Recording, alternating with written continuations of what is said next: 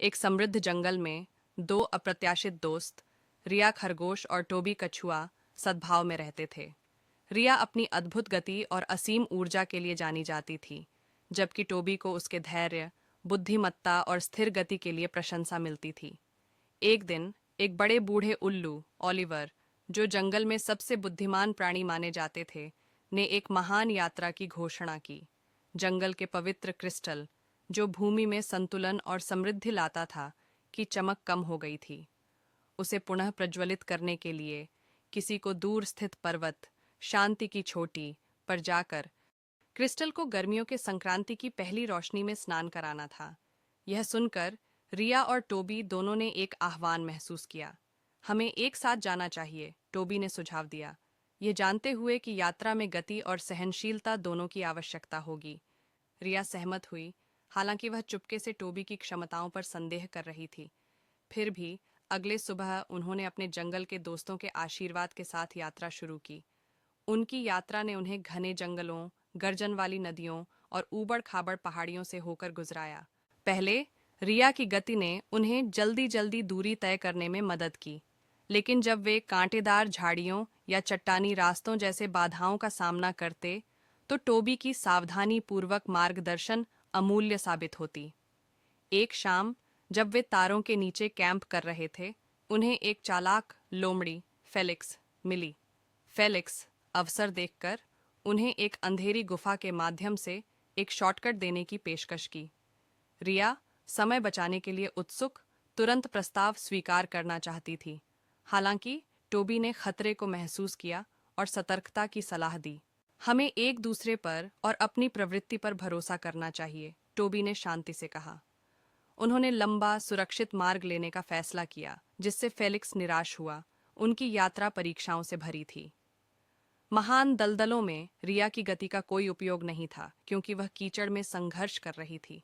Tobey अपनी धीमी लेकिन स्थिर गति के साथ उसे ठोस जमीन खोजने में मदद की। कभी कभी सबसे तेज तरीका हमेशा सीधा रास्ता नहीं होता, टोबी ने याद दिलाया। विस्परिंग वुड्स में, जिसे अपने आकर्षक भुलावों के लिए जाना जाता है, रिया की तेज प्रतिक्रिया ने उन्हें धोखेबाज जालों से बचने में मदद की, लेकिन टोबी की बुद्धिमत्ता ने उन्हें जंगल की भ्रमित करने वाली फुसफुसाहटों से मार्गदर्शन दिया। यह हमेशा चतुराई की बात नहीं है, कभी कभी यह समझने की बात है, टोबी ने समझाया। प्रत्येक चुनौती के साथ उनकी बंधन मजबूत होती गई। उन्होंने एक दूसरे की ताकत की सराहना करना सीखा और अपने कमजोरियों के माध्यम से एक दूसरे का समर्थन किया। जब वे शांति की चोटी के करीब पहुंचे, तो चढ़ाई और भी खड़ी और खतरनाक हो गई। हवा पतली हो गई और उनकी प्रगति धीमी हो गई। एक विशेष रूप से तूफानी रात में उन्होंने एक गुफा में आश्रय लिया, कहानियां और आशाएं साझा की। रिया ने टोबी की क्षमताओं के प्रति अपने शुरुआती संदेहों को स्वीकार किया और टोबी ने रिया की साहस और आत्मा की प्रशंसा साझा की। हम एक साथ मजबूत हैं, टोबी ने कहा। इस यात्रा ने मुझे यह दिखा दिया है। नवीकृत दृढ़ संकल्प के साथ उन्होंने अपनी चढ़ाई फिर से शुरू की। अंतिम दिन उन्हें अंतिम चुनौती का सामना करना पड़ा, एक सीधी चट्टान जो दुर्गम प्रतीत होती थी। रिया अपनी फुर्ती के साथ पैरों के निशान खोजती गई और रास्ता दिखाया, जबकि टोबी की सावधानी पूर्वक योजना ने सुनिश्चित किया कि वे खतरनाक रास्तों से बचें। जैसे ही सूर्योदय निकट आया, वे शिखर पर पहुंचे। साथ में उन्होंने पवित्र क्रिस्टल को ऊंचा उठाया। जैसे ही गर्मियों के संक्रांति की पहली किरणों ने उसकी सतह को चूमा, क्रिस्टल ने शानदार तरीके से चमकना शुरू किया।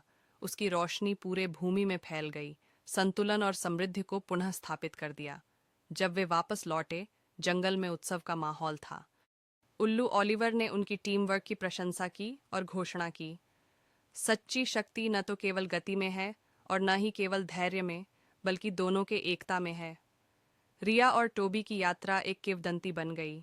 उन्होंने अपने समुदाय की सेवा करना जारी रखा, अपनी सम्मिलित शक्तियों का उपयोग समस्याओं को हल करने और भविष्य की चुनौतियों के माध्यम से अपने दोस्तों का नेतृत्व करने के लिए किया। उन्होंने न केवल पवित्र क्रिस्टल को पुनः प्रज्वलित किया, बल्कि यह भी साबित किया कि सच्ची सफलता तब प्राप्त होती है जब विविध ताकतें सामंजस्य में मिलकर काम करती हैं।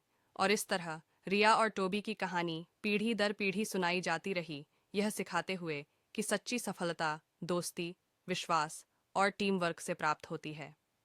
अगर आपको यह कहानी अच्छी लगी है तो कृपया लाइक एंड सब्सक्राइब करें